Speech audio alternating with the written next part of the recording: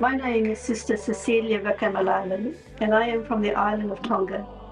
I belong to the congregation of the Sister Disciples of the Divine Master.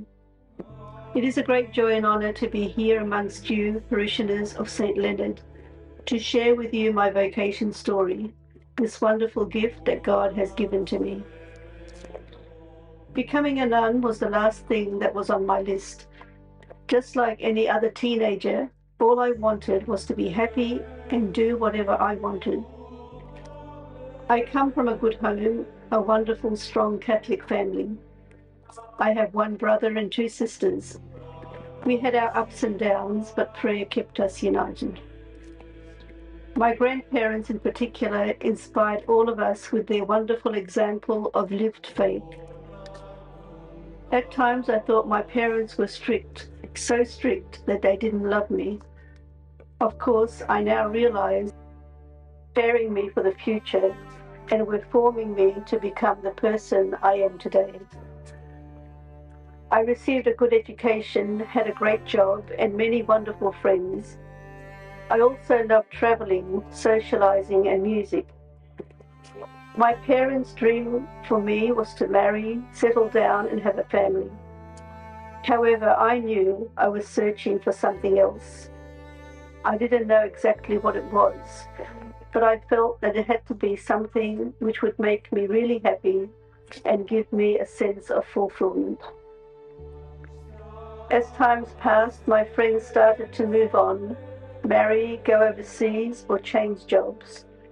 A few even became priests or religious, but there I was, still stuck in practically doing the same old thing. I remember the turning point started to take place when I joined our parish youth group. I was invited to join, and though hesitant at first, I decided to try it out. Gradually, I developed a liking to this type of lifestyle. These young people prayed a lot. In fact, before doing anything, they began with a little prayer. We prayed before our meetings, our games, retreats, picnics, and so on. Sometimes I felt quite touched and became emotional during this time of prayer, especially when we shared our experiences. I found the group's program was given me a sense of purpose and direction in my life's journey. While at work, I often skipped lunch with friends so that I could make it in time for midday mass at the cathedral. This went on for almost 6 months, and I began to feel a stirring within me.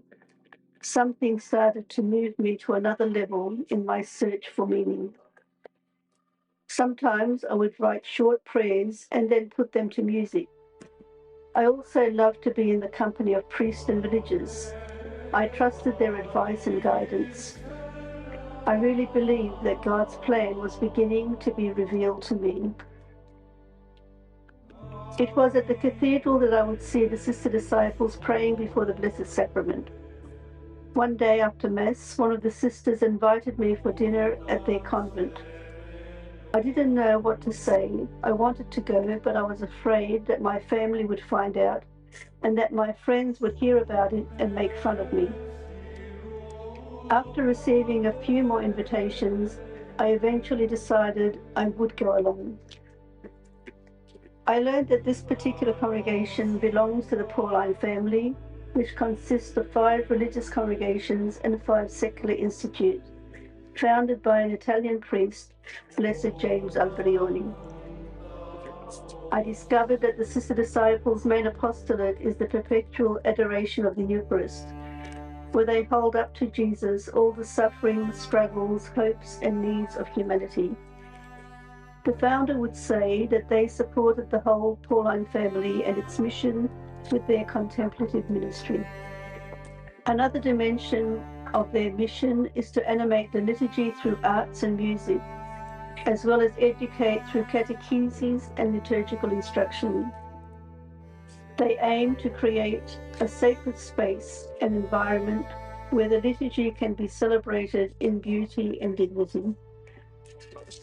There is also the priestly apostolate, where the sisters collaborate with priests in their ministry and formation, as well as care for the sick and elderly priests, providing hospitality, nursing care, as well as spiritual and psychological support.